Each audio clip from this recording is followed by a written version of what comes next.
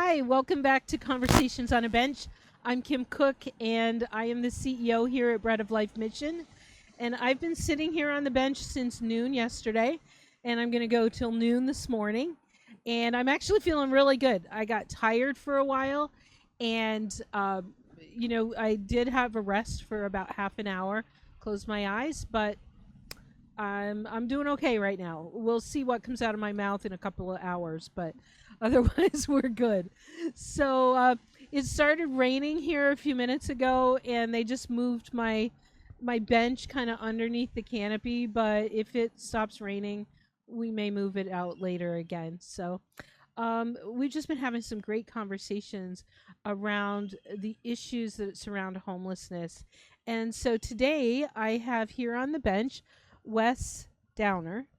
And Wes was connected, another CEO connected me with you. Yep. And Wes, it was my friend, you're my friend's little son's Little League coach, right? Coach's son in Little Coach, League, yes. yeah, yeah. So tell me a little bit about yourself. Like, what do you do now? And then we'll talk about why you're here. Yeah. First of all, thanks for having me. It's been a long time since I've been down here. For me personally, I work for UPS. Been doing that for a few years. Married with 3 kids. I've been in Seattle for now 29 years, roughly. Wow. Live Wow. up north, and Mhm. yeah, I was thrilled when John Hull was talking to me about this, and I've Yeah. always wanted to come back to the place that really helped me get my start here and helped me navigate through some tough times that I was going through back then. Yeah. So, how John told me about you is he said, "Yeah, I know this guy, and he used to be at Bread of Life Mission." I'm like, "Oh, I would love to talk to him." So you spent some time here 20 years ago. Yeah, it was 1996, so about 29 years ago. Wow. It wasn't planned. I think, like most everybody else does, they don't plan on being homeless. Mhm. But I arrived in Seattle, and I'll give you the story real quick. Yeah. Um, Tell me whatever you want. yeah, so I arrived in Seattle via Greyhound bus, and this is when the bus station was on 5th or 6th Avenue at the time, and Mhm. we pulled in about 2 or 3 o'clock in the morning, and I had these ideas that I was going to come to Seattle and get a fresh start. I've always wanted to come to Seattle. Knew nothing about it. When we arrived, the bus station would not allow anybody to stay in the facility, so everything that I had, I'd put in a locker there, and I left the bus depot, wandered around in the middle of the night here, and when I went back about 6 o'clock in the morning to gather my stuff, everything was gone. Oh. Um, so I was wise enough.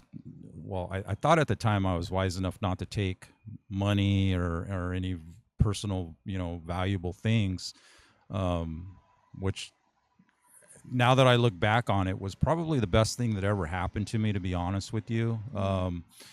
So I when I went back to the bus station, I realized everything was gone. They were no help. Oh my I literally goodness. had a backpack. I had a nickel and 2 pennies in my pocket, and I can imagine. um, I, I didn't know what to do. And then from that afternoon on, uh, it led me here literally. I was wandering around, and I went into an establishment to get some water, and it's the most bizarre thing. I met a guy, and we were talking, and you know he was asking me where I was from and what I was doing, and at this time I had traveled probably, I don't know, probably 10 different cities via the bus, just trying to figure out what's going on with me. And, I told him that I came from Laughlin, Nevada, which is, if you know Nevada, it's a small town on the Colorado River. And he looked at me and he said, "Oh, wow, I, I used to work there." And so I thought, that's kind of weird, you know, in a big city. Mm-hmm. So we started talking, and he told me where he worked, and it happened to be the same place that my mother worked. Wow. And so when I asked him, you know, what department that he worked in, he worked in the same. My mom was his boss. Wow, what a small It was world. crazy. That And is, yeah. so I felt at that point like there was some kind of small connection, and you know, I had let him know what had happened, and then he told me about this place. Mm. And he did tell me, he said, you know, you can go in and you can sign up and get your name on a list. And it was right around September, I believe. And, you know, he did say, he goes, It's quite a long list. So you're probably going to spend your first night on the street or several nights after that until they call your name. So I came down here, put my name on a list. You know, they told me, hey, be in line by, I want to say it was like 4 o'clock, 5 o'clock in the evening. Mm-hmm. You would go through, they'd let you in, and you'd sit through a service. At that time, they had churches that came in every night to do a service, and then the guys that were running the shelter would come in, and they would read off the waiting list, I guess, is Mm-hmm. what they called it. And I think at the time I was fifth or sixth in line. Mm-hmm. And I remember the guy came in and he said he had 2 beds. And Mm. I thought for sure, I was like, oh no, I I'm not going to get a bed. Started reading off names and nobody was answering. And then when he read my name off, you know, naturally I was like, hey, I'm here. And from that first night, I got a bed, and still not really understanding what was happening. You know, I was angry. Mm.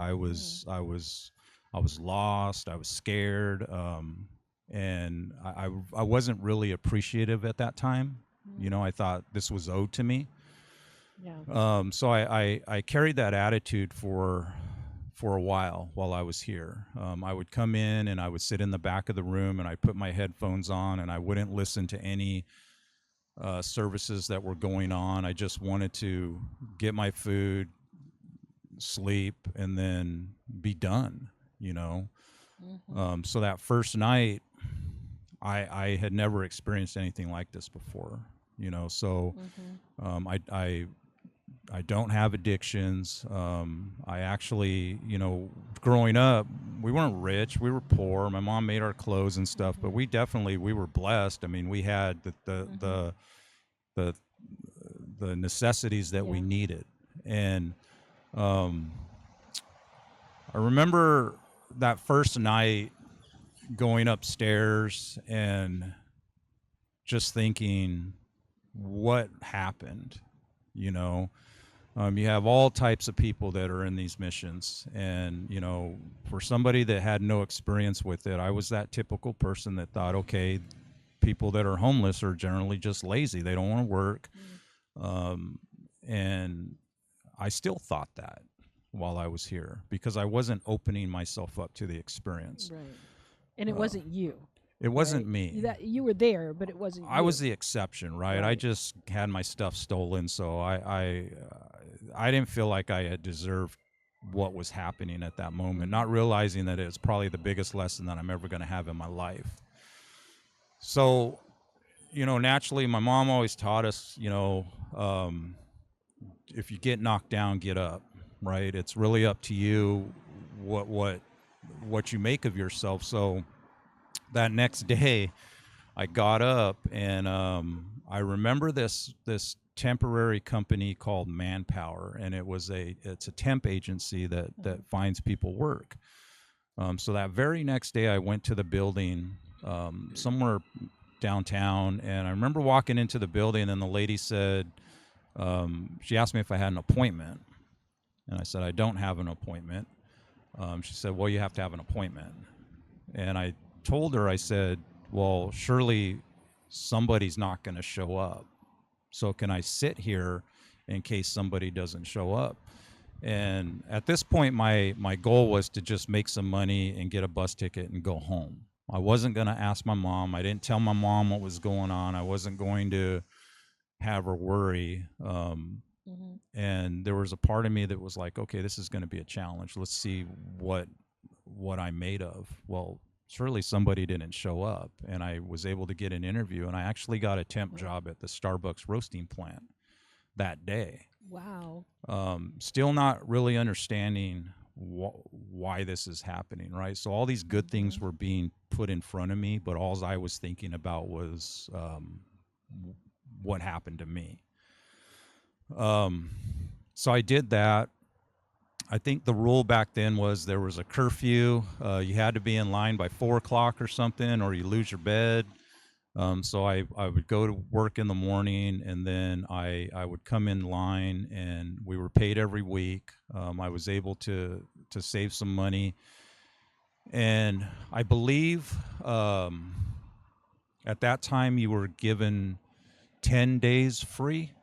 7 or 10 days, if I remember right, and then after that, you were charged. So Mhm. I want to say it was like $1.50 or $1.75. It wasn't. It was not. It was an odd number that I thought, because Okay. coins were involved, and I Yeah. remember this. So, still sitting in the back of the room, and I remember being over here a couple blocks down the way, and I'm on my way back to the mission, and it was a weekend, and I was a quarter short. And I remember them saying that, if you didn't have the full amount, because there's so many people waiting in line, that your spot would be given up. And I was a quarter short, and I would never ask anybody for money. I don't. A couple blocks down the way, I was standing on a corner, and still bitter, still, you know, poor me. And I looked at I looked across the street, and there was a payphone.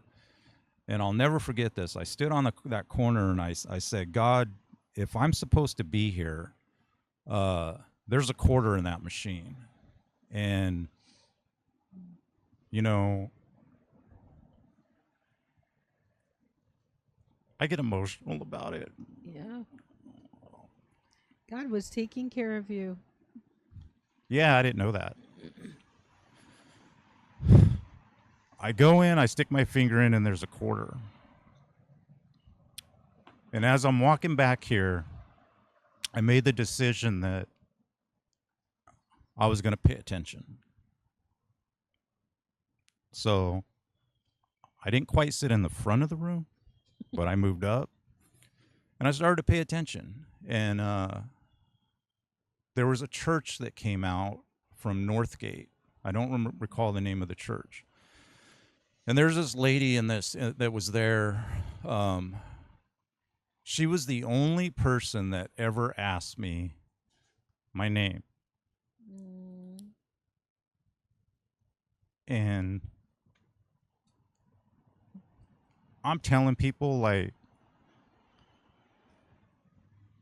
there's this misguided idea that homeless people just want a handout. Yeah. Not true. That's not true. Mm-mm. What I learned was, from my own personal experience, standing in line and watching all these people. Pioneer Square is pretty lively. There's football season going on. I was telling you that this vacant lot next to us, the Green Bay Packers came in town, and they rented it out, through this huge tailgate party. And I'm up there on the third floor listening to all this stuff, and I'm thinking, man, I should be out there. Yeah. Why am I here? Homeless people just want to be recognized as people. Yeah. Yeah, they need things. They need to eat. But I think what's more valuable, at least in my opinion, is that they're recognized as people, not a problem.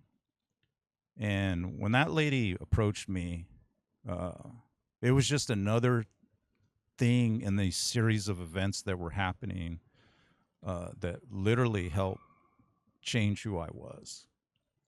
So I completed my time here. I was able to save some money and get a place. My brothers moved out, and by that, and literally this was from September to January that all this happened, from the time I was in Wow. here to getting a little place. And it was nothing special, but it was, mine. It was actually one of those pay weekly type places. And when my older brother came out, I believe in January, we ended up renting a house up in Northgate, and from then on, things just happened. What I learned here was I met so many different types of people. I met it changed it changed the way that I view homeless people. Some people are actually, I think everybody that's homeless, it's not by choice. No, I don't Nobody know wants to anybody live that, on the yeah. street. Even the worst of the worst, they don't want to live on the street. Some people, they have addiction, they have mental illness. They, some people like myself, just things happen. And, you hear the one thing, and I've heard you say it several times yesterday. The one thing that people say that really drive me crazy is, well, why don't they just get a job? Well, you got to ask yourself, the people that are saying that, just ask yourself, let's say that you had a house that needed yard work. Would you invite these people to come over to your house and pay them? Yeah. No, you wouldn't, because there's this Stigma. idea of what homeless people are. Yeah. And one thing that I wish, which really helped me, and I tell my sons this, at one time, everybody that's in this mission or in these missions around this city, they were kids, right? They had hopes, dreams. Yeah. Some of them still do. And I think we need to get back to a place where we just start looking at people as their people. Yeah. Yeah, they have problems. Some of them are maybe far beyond help. You've been out here for almost 24 hours. Some of these people have been out here for years. Yeah. And they're conditioned to survive. And anybody knows that when you're in a position to survive, you're going to do whatever you have to do to survive. It's you can only rely on yourself. Everybody else is out to get you. You're looked at as trash on the street. And then you become conditioned to that. Yeah. So when you come across somebody that's angry, or what you might perceive as unappreciative of the help that you're giving them, you got to remember that they're conditioned to think that way because that's what society has branded them. Right. And it takes years to get over that. The one thing that as human beings that is hard to recover once it's been damaged is trust. And I have a good life now. I work hard, and but I'll never forget my experience. The material things that we have mean nothing. Yeah. It means nothing. I mean, some of some of the most miserable people in the world have everything. Yeah.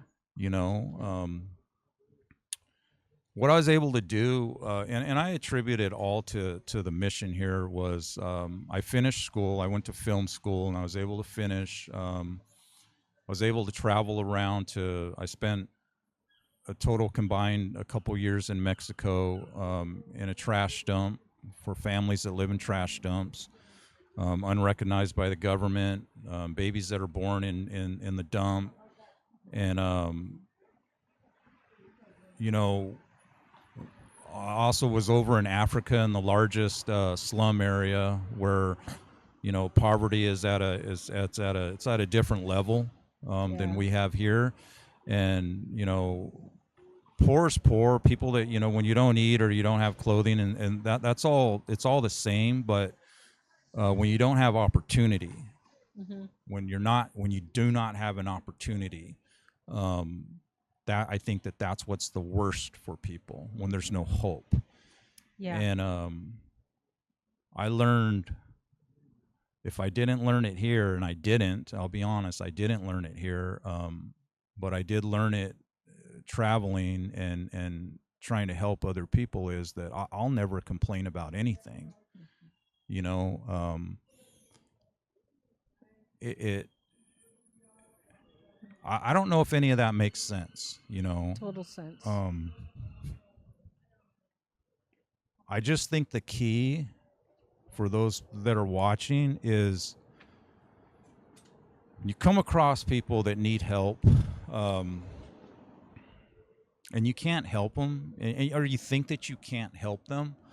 You can, Mm-hmm. just by saying hello.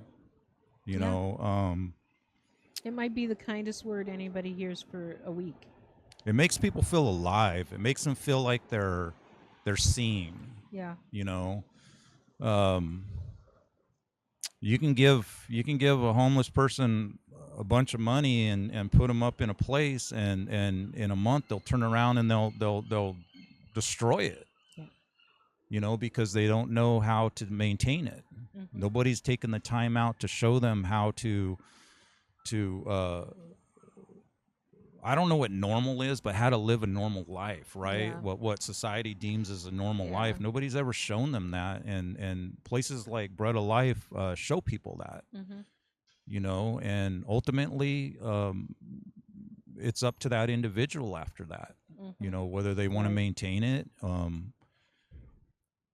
I can tell you that as a male, it's very hard for men to ask for help. Yeah. Um, it's a pride thing. Um, it's very hard for men to ask for help, Yeah. but you got to ask for help, right? We all need help. Yeah. Um, I'm rambling.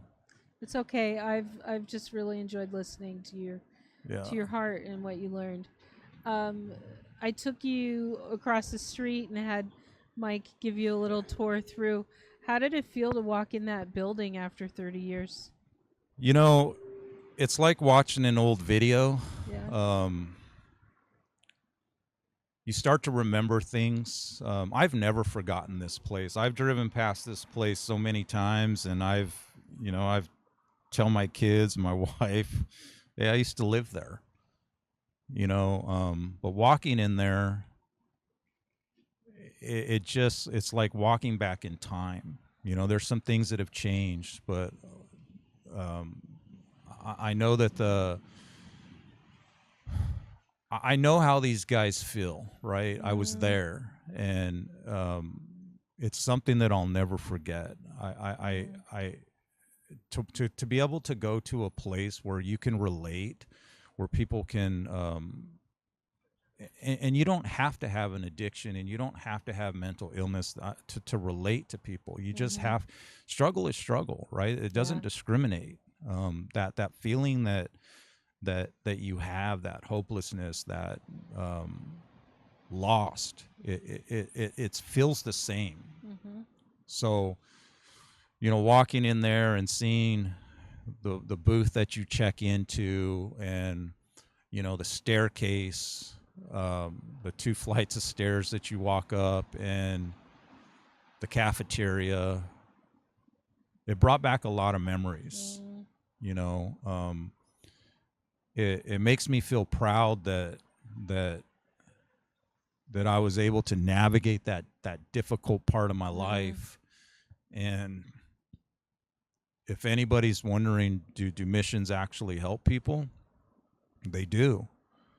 We just don't always talk about it. yeah. You know. Well, and bravo to you. You've had courage to do this. I mean, I can't imagine the courage it took to come and talk to me about this, and Yeah. knowing that anybody could watch it. Yeah. I thought about that too. So you know people are people, right? And people are going to judge. I'm not ashamed of where I came from. Um, It's made you who you are today. yeah, and for me, I think the most important thing is that my kids, understand that you can do anything that you want to do, right? You have to put in the work, And I think the biggest misconception that people have is that when they, you get this help, and then your road to success is paved in gold, and there's flowers everywhere. No, it's not. You're still going to struggle. You still got your daily things that you got to deal with. You're going to have jobs. You're going to lose jobs. You're going to have relationships. You're going to lose relationships. It's life, Mm-hmm. right? The difference is that how you handle those things. Mm-hmm. Do you allow yourself to be a victim, Yeah. right? Which you can for a little bit. Yeah, you're Mm-hmm. entitled to that, right? Right. You're entitled to feel a little bit down and stuff, but you got to get up. Right. You have to. You have to show people that you really want to change, and that you really want Mm-hmm. you want a different way. And the more that you do that, the more people are apt to help. You Right. know, one of the things too is I hear, um, you'll hear people say, well, I'm not going to give that person any money because they're just going to go and use it on drugs or alcohol or whatever. Well, that might be true. Mm-hmm. But are you giving them the money? Why are you giving it to them? Right. Mm-hmm. Once you hand it over, it's no longer in your control or your Right. say what they do with it. Mm-hmm. You're making a gesture to say, here, I'm here to help Yeah. you. Now, I wish that you would make other choices. Um, Mm-hmm. so, Yeah.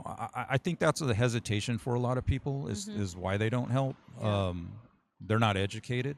Mm-hmm. Um, Well, and to be honest, I don't give cash. yeah, I'll give somebody a gift card. I'll yeah, take them, and because I don't want to feed an addiction. I don't want to yeah, enable. But if there's really a need, I want to help. yeah, Right. yeah. And yeah.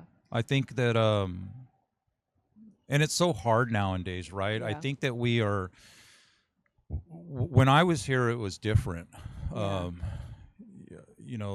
the issues that we face now, were then back then. It's just Mm-hmm. wasn't so much in your face with social media, Yeah. and there's more access to information, and now everybody Mm-hmm. is taking their phones out, and Mm-hmm. Yeah. you see what you see what they want you to see, but you Mm-hmm. don't see the whole picture. Right. So, um, get to know them. Mm-hmm. Get to know them, and sometimes that's enough. Mm-hmm. You Yeah. know, simple kindness will get somebody through the day. Totally. Yeah. There's so many people that I think that have given up. Unfortunately, there's so many, especially in our youth. There's so many kids that are committing suicide because they feel like they Mm-hmm. don't have, um, an out. They feel like they Yeah. don't. Have hope. There's nobody to talk to. That nobody can relate to Mm-hmm. what they're going through. Um, and that's on us, Mm-hmm. right? That's on me. For somebody that's gone through that experience, that's on me to extend a hand and say, hey, look, Mm-hmm. yeah, it's tough right now, Mm-hmm. but, there's a way. Yeah. Yeah. You have to own 50% of it, though. Mm-hmm. You have to want to do it. Yep. um, We tell the guys that we'll walk with you in relationship, yeah, but you're the one that has to do the hard work. yeah. Yeah. And it is hard. It's Mm-hmm. because you've been conditioned for so long to think a certain way, going back Mm-hmm. to, like, you're in survival mode. So it's not going to happen overnight. It's not. It doesn't Mm-hmm. take. It's not going to happen in a week. Right. We're dealing with a very, human beings are very complex, right? In the way that we feel and the way that we think. That's not going to change overnight.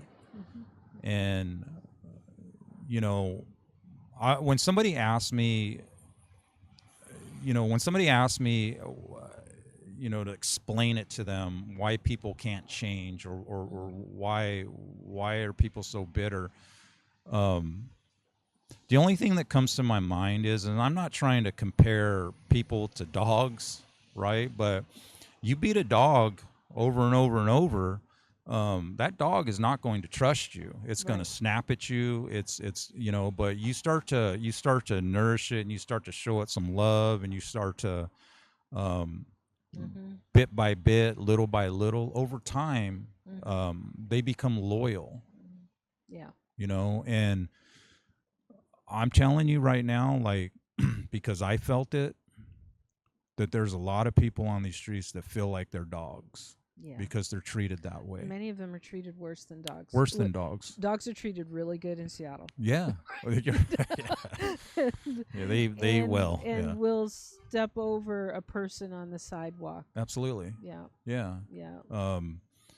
And that's sad because, like I Mhm. said before, every single person was a kid at one point, right? Yeah. And that's what I think about. I think about, like, my kids when they play.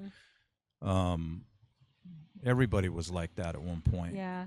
Sometimes when I'm teaching a class and I'm talking to the guys, I get this glimpse of them as a child. Like I just see it. Yeah. And it breaks my heart to think about what they've gone through. And sometimes very much of their own doing. But Yep. very often it started with people just treating them so badly. Yeah. And then they just responded the way people respond, and they did what they could to survive. Yep. And so we want this to be a place where they can heal from that Yeah. and find a new way. Yeah. So, and we don't charge for beds anymore, so nobody's going to be short a quarter. Although when I came in 2 years ago, inflation had made it $5. Yeah. People could rent lockers and pay for a bed. Yeah. And I will allow any government entity or organization to pay us for bed nights. I'll take their money. Yeah. But I'm not going to take these guys' money. Yeah. Not for that. Not Yeah. for a And bed I night. think that, people got to understand, cities like Seattle and Bread of Life Mission, they're doing everything that they can to help. And a lot of it's behind the scenes. We don't always hear about the ins and outs of exactly what's happening, but that's none of our business, right? We don't. If you donate, you donate, right? You know that this place has been around for a long time. I think 1939 or something, or Yeah, I think something. so. It's like 86 years, Yeah, I think. so it's been around for a long time, and it's helped thousands of people, Yeah. of people. So, you know, we have to keep it going.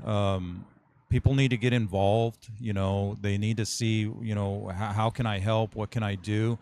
My focus is, this is where I met John Hull, is my focus is on our youth, because a lot of this Yeah. stuff happens when we're kids Yeah. and we're not taught how to navigate through difficulties, right? So Mm-hmm. everything is so instantaneously these days, right? Yeah. So kids want to see instant results, but they don't know how to put in the work, Yeah. or when they put in a little bit of work and they don't get the results that they were hoping for, they give up. Mm-hmm. So I'm involved in Little League and hundreds of kids throughout the Little League, and I played baseball. I use baseball as an avenue to reach these kids, and I challenge them, with a ball and a bat. It's a very frustrating process for kids that aren't used to it, but um, it's a way to show them that you're going to have difficulties, right? You're going to struggle. You're going to fail. And then you have a choice. Yeah. Like, you can quit and give up. That's the easy way to do it. Right. Nothing's going to get better. Or you can stay in the fight, as I like to say. Feel a little bit of that discomfort, feel a little bit of that pain, grow from it. And then you'll be able to navigate anything that comes through your life, Yeah. So, and it starts with our youth. It really does. Yep. I don't have an answer to the addiction problems. Like I said, I didn't struggle with drugs. I'm not going to comment on any of that because I'm not qualified to. All I know is that those people they're lost, Yeah. and they're not bad people. No. Nobody. I They're don't. hurt people They're and hurt. they're broken. Yeah. They're broken. They're lost. They, you know, Mhm. I Yeah. don't know. Guy, I wish honestly, like, I wish I can spend the rest of my life just helping people. I really do. Mhm. I think that that's um, what I was called to do. Mhm. And I did that before we had kids, and I find other ways to do that, to contribute, Yeah. because these are the people that are going to be taking care of me when I'm older, right? Right. And um, I just we have a chance. Yeah. We have a chance, and And we uh, start with where we are, right? With the people in front yeah, of us and relationships and teaching yeah, and then it goes out from there, for sure. You right? start with yourself, Yeah. right? So if you want to learn to help somebody, you take a look at the mirror and you start with Mhm. that person that's staring right back at Yeah. you, because you're only good to people as you are to yourself. Mhm. So um, if you're going to tell somebody, give somebody advice on how to do something, you better make sure that you're doing that as well. Mhm. Otherwise, your credibility is shot. Yeah. Yeah. So but I'll also say this too, because this happens a lot too. So you hear about, you hear about all types of people that are helping each other, and there's this idea that the helper like lives this great, grand, happy all the time life. That is so untrue. Yeah. We're really not different from the people that are on the street. The only No. difference we have is material things. Mhm. you know um that's really the difference between Yeah. me sitting here right now and the fellas that are up there sleeping, right? Mhm. Is I have a home to go to, Yeah. and other than that, we're Mhm. the same. Yeah. you know They're we're just people. we're just They're just people, people. and we're supposed to help each other. Mhm. But we got to take a look at ourselves Mhm. first, Yeah. and really evaluate, what are your morals. Mhm. Um, what might be important to me, it may not be important to the guy over here. I Mhm. don't have a right to force Right. what I think on anybody. Mhm. I have an obligation to help. Yeah. Yeah. You know, Well, and I think that that's what we deal with now. Is like, if I'm going to help you, then you got to do it the way I say you're going to. And that's yeah. that. Yeah, we need to be able to help people but not force them into a corner Right. about to believe the way that we think they should believe. Yeah. Yeah. We got to help Yep. them find the light, Yeah. right? There's a light at the end of Mhm. everybody's tunnel, Yeah. and some people, are chipping away at that with excavators, and some people are chipping away with the toothpicks, Yeah. right? And Mhm. but we all see the light, Yeah. and we all want Yeah. to get there.